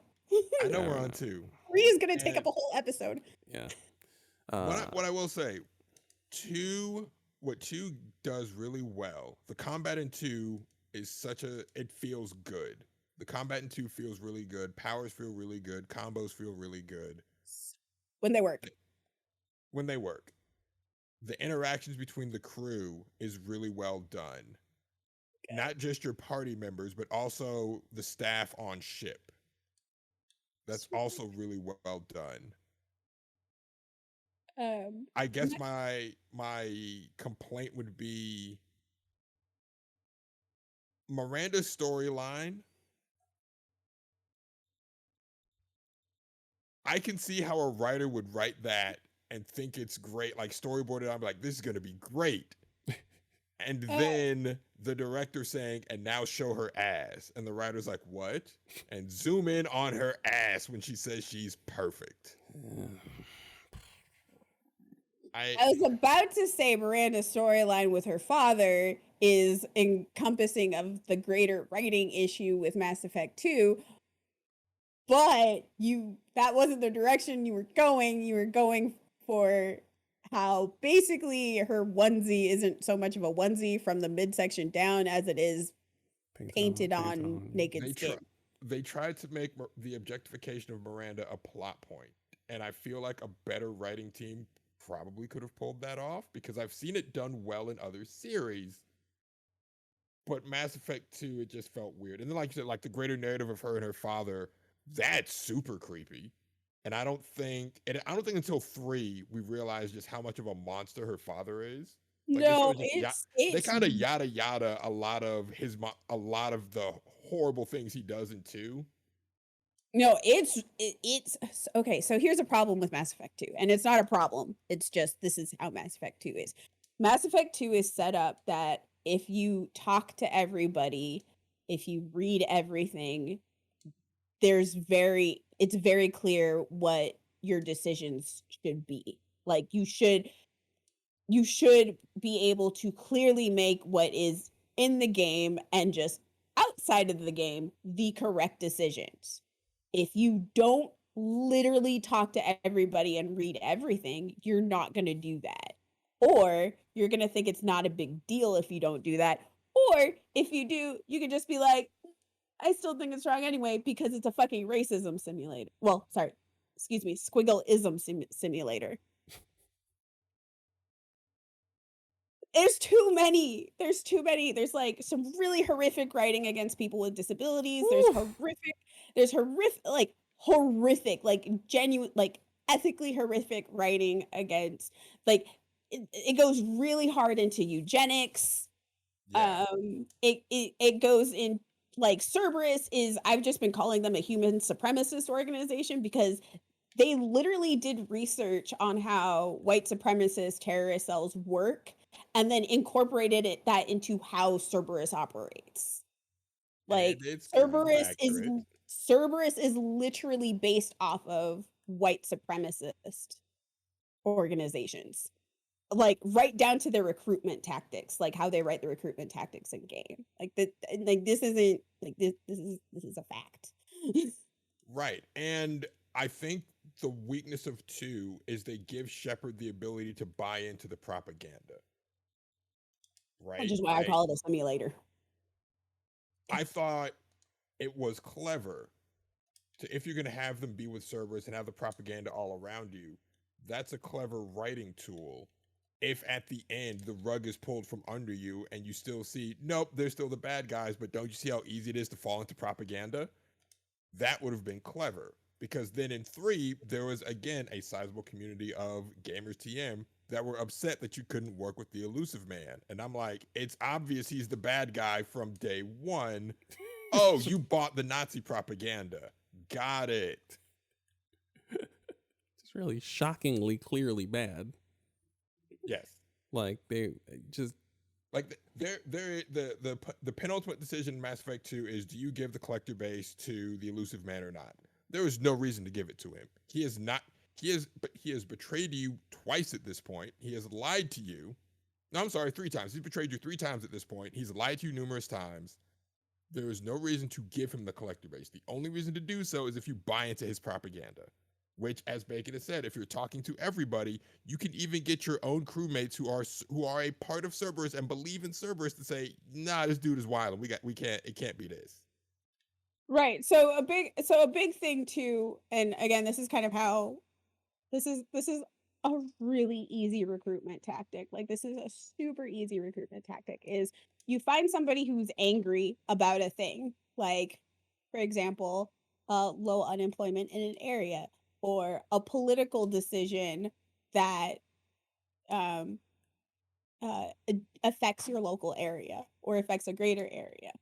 So you find people who want to do things, but they're getting and they want to help, but they're getting set back at every opportunity. You come in as the organization and be like, I can help you do the thing that you want. And even if they may have like a shady background, you're not doing shady things. You just want to help with this non-shady thing to get this right. However, the organization itself is doing not great things. So they use that opportunity to recruit you in to, like, again, not shady, not fucked up, mundane things, right? But they use that opportunity to like solely like give you misinformation, lie about their actions, cover up actions, and until they like pull you into the fold entirely. Like this is a really common recruitment tactic. So in Final Fantasy, I don't know why I said Final Fantasy. Oh my god, my brain. Too much feast. Too much PvP. Well, there's actually a really good Final Fantasy 14.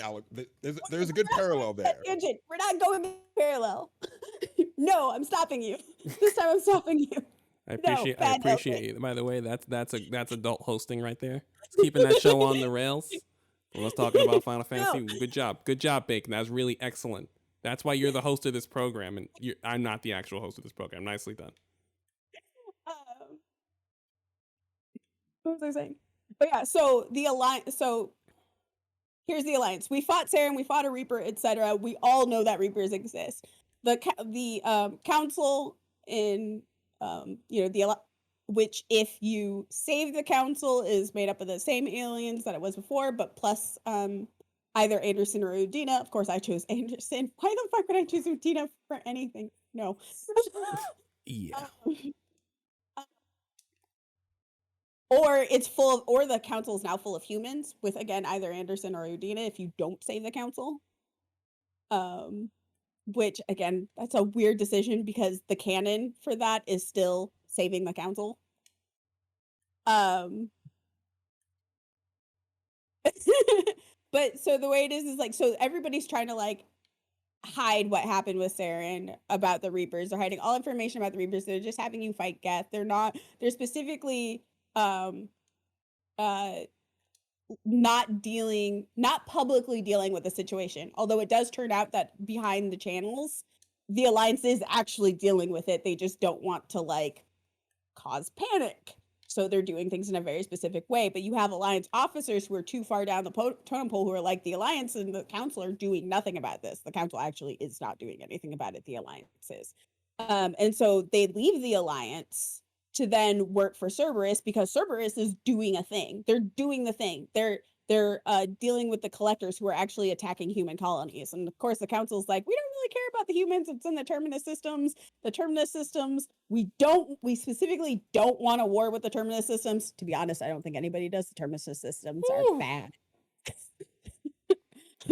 Like, I cool. don't. I'm not Gosh. gonna. I don't want to pull over the. I'm not gonna pull over the No, conversation. this is, I mean, and like, but that's how, Cerberus was using people who were angry to recruit into their cause, just like that's what white supremacist organizations do. Like, that's the example. To get to Aaron's point, the Terminus systems. It is one of the continuing points is when you're in council space all in Mass Effect 1 and they talk about the Terminus systems and the council themselves are like, we don't want any smoke with the Terminus systems. We can't cause problems with the we can't help you because we don't want the Terminus systems to turn on us. And you think that they're just being political cowards until you play Mass Effect 2 and it is wall to wall mercenaries and deadly creatures. Wall to wall, every single planet, all the lore, everybody's fighting mercenaries on the behalf of corporations, clearing out people, cities being destroyed, ransacked, all types of people being lost in space, mining operations resulting in thousands dead. Every planet. I'm not gonna lie, my favorite part about that is that they're like, actually, Shepard, you're not a very discreet person and you like blowing up things. You do great out in the Terminus systems. You're just by yourself now. Yeah. And that's the story I have in Mass Effect and how Mass Effect 2, where Commander Shepard becomes a mercenary leader with a stolen Cerberus ship. They were not Yes. kidding. It's one of the most on the nose narrative things. Is Mass Effect and telling the grander story of Mass Effect, there are a lot of missteps, except that one, which is perfect. Like Mass Effect 2 and Mass Effect 2 really does frame the Terminus systems as a terrifying place. And I see why the council just wants nothing to do with them. I see it. Like, Jesus fucking Christ. But it's fun. Yeah, it's fun to blow. Like, I just want to emphasize specifically, Shepard is absolutely an ex-Alliance mercenary leader in Mass Effect 2. Yes. Like, all of the military propaganda is dropped. You're now like being financially backed by by like a white supremacist organization, human supremacist organization. But really, at the end of the day, you're still making your own decisions, and you are straight up a mercenary. Like, like you do something, Cerberus will pay you money, but you are on your own. Yes, Shep becomes Space Blackwater. Absolutely. Yeah. You are absolutely correct, Dr. Doe. It is funny. You do feel more like a Spectre. You do feel more like a Spectre working for Cerberus. Like in But terms you have of your own team. Like, you have your own small mercenary. Right. And then you also, I think you then destroy every other mercenary group. Destroy every other mercenary group. That's my favorite part is like, wait, what are we doing? Are we taking over? Like, if we wanted to, we could assume control of the mercenary functions in this fucking Terminus system. We could. We literally become one of the most singular, powerful people in the Terminus systems. Yes. Through killing Like, everyone. We go the opposite. Okay, so Mass Effect 1 is military impossible white man. Yes. Mass Effect 2 is rogue FBI agent impossible white man. So rogue. Mass Effect 3 is Denzel Washington dies at the end. Impossible white man. Yes. Yes. That is accurate. I think there's I will say, oh, go on. Getting that impossible white man simulator, their Mass Effect is really good at that part. Oh, good. Like the running and gunning, they're really good at making you feel like you're in an action film. Especially 3, it is an 80-hour action film. Bruh. 50 hour. I tell people 50-hour action film. it's like if a truck while it was about to drive into your office through the glass, hit the curb and flipped end over end, but just never stopped flipping, like through the window, through your office, bouncing off the walls. But your office kept extending in length and the car never stopped flipping and it's just bouncing all over the place. Just an endless flipping car wreck, rotating 80 times, exploding, knocking off walls, blowing up 5 times, people flying out of the car, everything. It never lets up. Once it goes, like from the moment you start, it never lets up at all. I have a clip where I biotic charged a person, headbutted them into a cryo explosive canister where they then go flying, and then I think Garrus snipes them the rest of the way. Yes. Yes. That's the Yeah. Terminus systems. Yes. Yes. That's Like you kill. So go on. we can talk about this when we talk about Mass Effect 3 next episode. But my favorite thing of Mass Effect 3 is building Garrus and then just having him play the game while I watch. Oh shit. I didn't get to do that because I did build Garrus and he came with me on literally everything. But my issue is I'm a melee character Yes. and I got very tilted at some of it was the boss fight designs. Yeah, like they have a great melee system and then make all the bosses melee resistant. I mean, brutes are fine.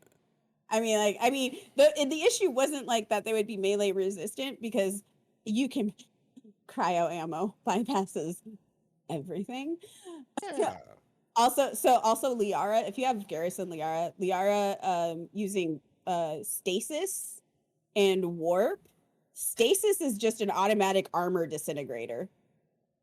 Just melts away. And if you throw a landmine from Garrus and you use stasis on a turret, it just blows up. You don't just immediately blows up. You don't have to. I might have to headbutt it to get that last explosion, but honestly, the issue with it is that they just continuously throw enemies at you while the actual but they throw enemies at you with either an instant kill mechanic, like not the enemies with an instant kill, but like an overall, like there's another part of the fight where there's a thing that can instant kill if you miss it. Right. Or the thing will fucking glitch that you need the button, like it'll be a button press and the thing will glitch and then you will die. How I got tilted. It does. But the combat in Mass Effect 2, I just have to say this because Mass Effect 2 does a lot of heavy lifting in terms of in the series in terms of writing cohesiveness. Yeah. And the combat, but the issue with Mass Effect 2 is Mass Effect 2 is buggy as hell. It is extremely buggy. Like they had to even go back into the Legendary Edition to fix some of the bugs and glitches. Huh. You mean like combat? You mean combat bugs? Combat bugs, like abilities just don't go off. Huh. That explains a lot. Okay. I'm okay. They just don't go off. And that becomes a problem in Mass Effect 3, but what happens in combat in Mass Effect 3 is that the enemies can phase through the floor and through the walls. And so and your teammates can also move through things to a point, and both the enemies and your teammates get stuck on things, or like an enemy will be like in a wall shooting at you and there's no enemy there.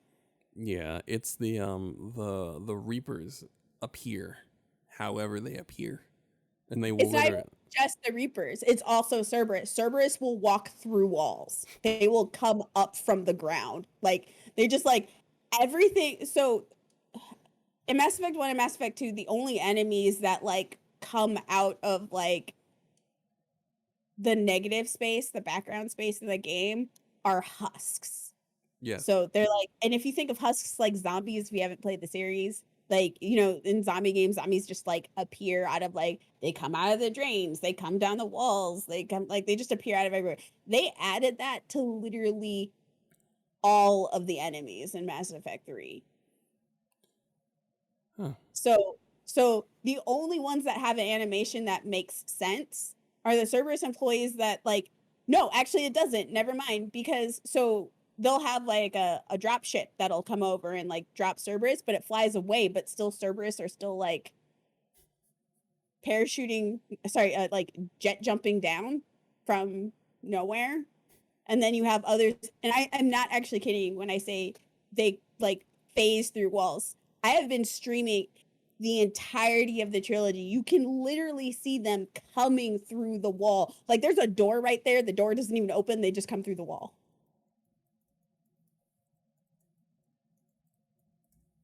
They just had spawn points, and everybody can get stuck in a spawn point, and then enemies just keep spawning until you finish whatever the objective is. But they keep increasing the number of enemies that spawn until you die. Yeah. I got so tilted. I got so tilted when my stuff was glitching. I'm trying to look this up. I only had issues with actually, like, I didn't have anybody doing anything crazy.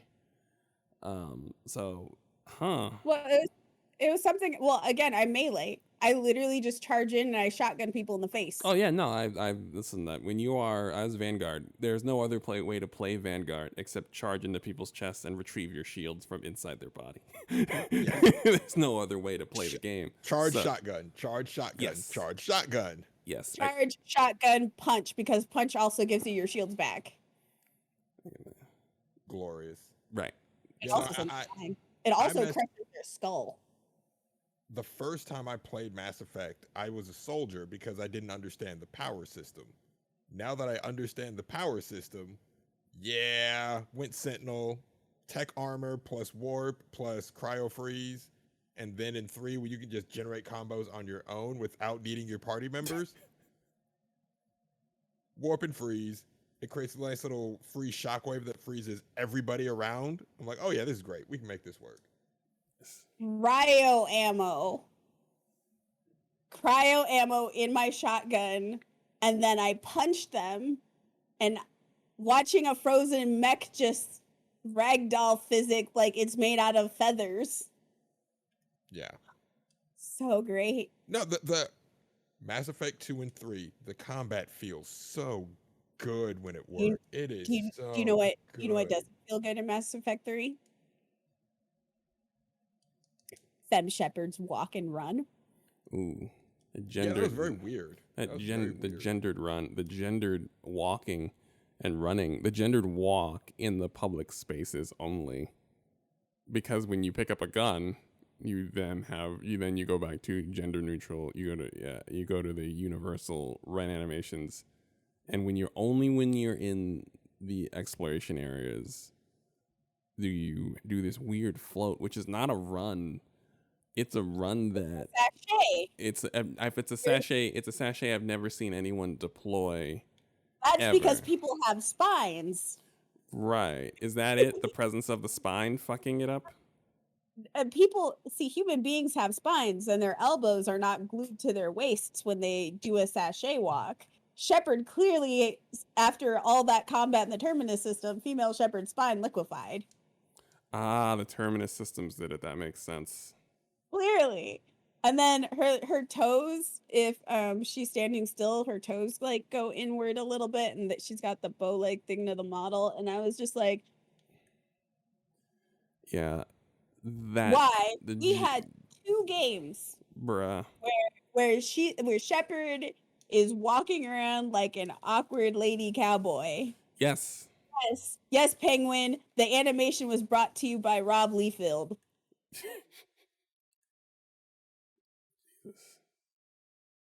Her spine like just disintegrates, and it's the weirdest thing because she actually does it too when she's got heavy armor. Yes. It's just the heavy armor, like, and it's not even just like in Citadel casual space. It's like I'm on Palaven fighting Reapers, and I'm just gonna sashay walk across with holding my shotgun with my elbows stuck to my sides, even though I'm holding a shotgun. Like Shepard really needs a chiropractor.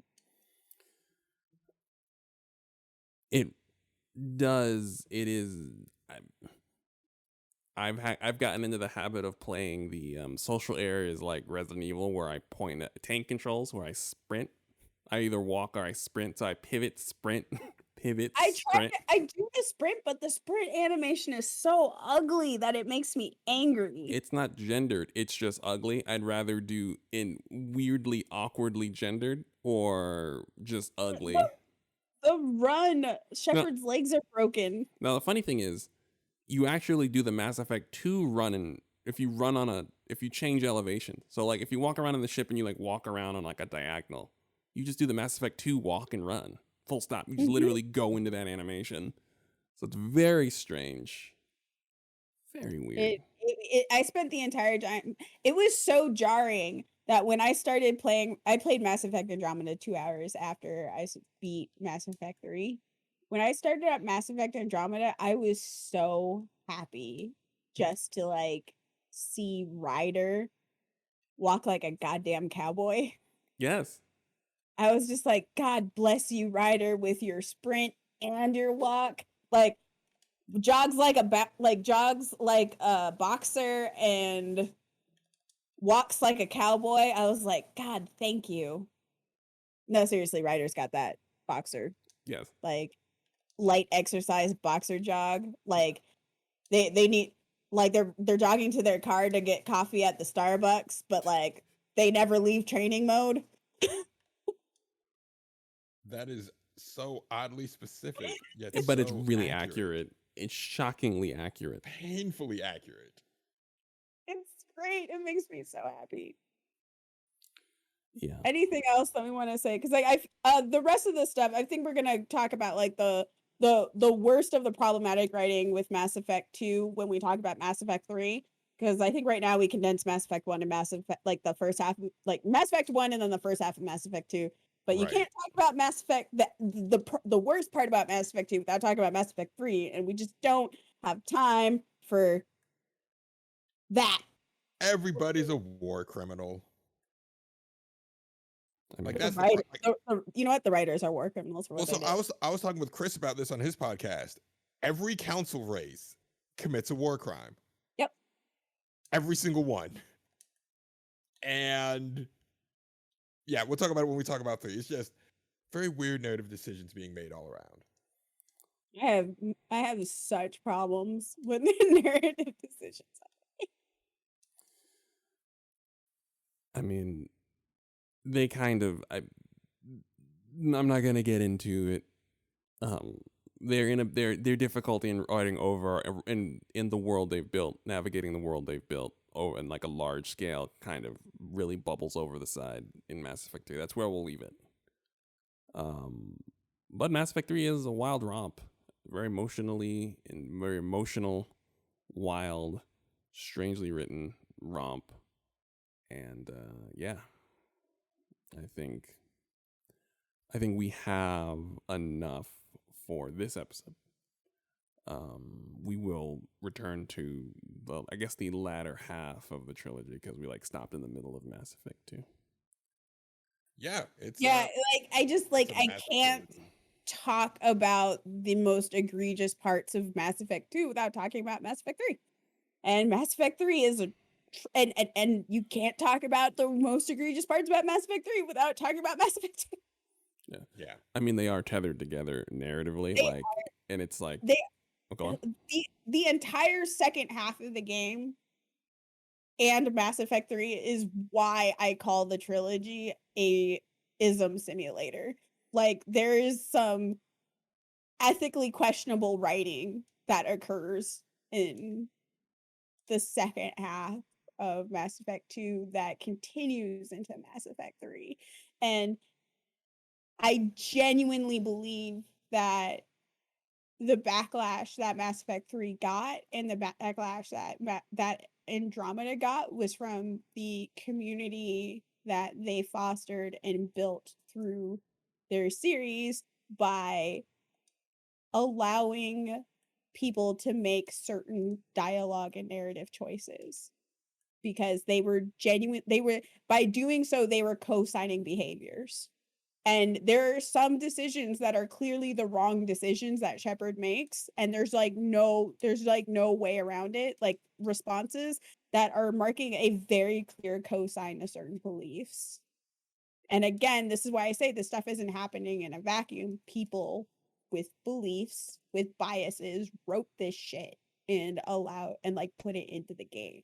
And then that community came back and did some horrific things that nobody expected, and I don't believe deserved. I also don't believe that they deserved any of that.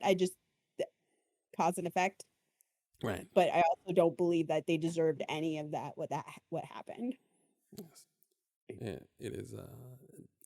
How do I say? Atrocities as thought experiments always fail, and that's kind of the thing. It's like they always fail.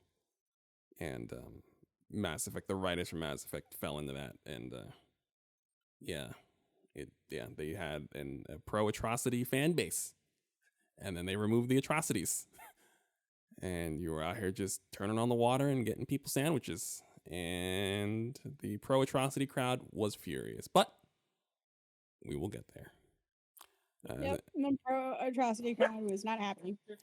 So, is there anything you'd like to add, Justin, before we wrap this up?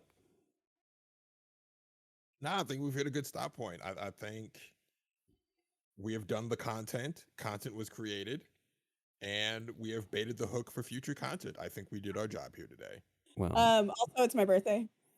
Well, we were going to wish you Every day. again happy week 3 of your the Bacon Birthday Bash. The Bacon Birthday Bash.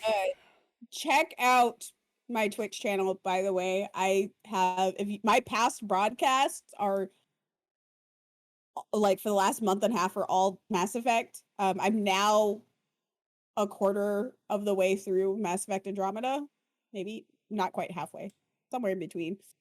3/8. I'm 3/8 of the way through Mass Effect Andromeda. Yeah, Andromeda's a massive game. Like that's like I said. Listen, I understand that Andromeda has a really slow, really boring, extremely uninteresting beginning, but playing it directly after Mass Effect 3 was glorious because it was legit like listening to somebody spout conspiracy theories for several hours and then turning on NPR when it's at the most boring part, or Democracy Now, where it's just like sleep news, but rational. So good. I was like, please give me this boring intro. This is so much better. So I'm gonna say that. Well, did you tell everyone the actual Twitch page though? Twitch.com. Was it Mecha Baconzilla? No, The Baconzilla. Twitch.com/The Baconzilla. Just The Baconzilla. No numbers, no dashes. No numbers, no dashes, no weirdness. It is literally going on it right now. Ooh. Twitch.tv/The Baconzilla. You can find our bacon there, streaming Mass Effect for your pleasure. Mondays, Tuesdays, Thursdays, and Fridays. Mm-hmm. I think Time start depending on when I get up. As with all great artists, I think that's it for us. Yeah, we will catch you guys next week. And yeah, thank you guys for listening. Have a pleasant day. Thank you. Bye, everybody. Don't commit war crimes.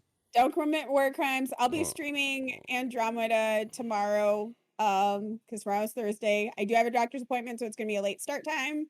But definitely hang out and watch me tomorrow. So just watch my Twitter. I have my Twitter linked on my Twitch account, so just check out my Twitter, folks who are watching, and that's when I will be streaming. I'll alert be in 30 minutes I'll be starting. I swear to God, I have my coffee now. Thanks. All right, bye everybody. Go ahead, stand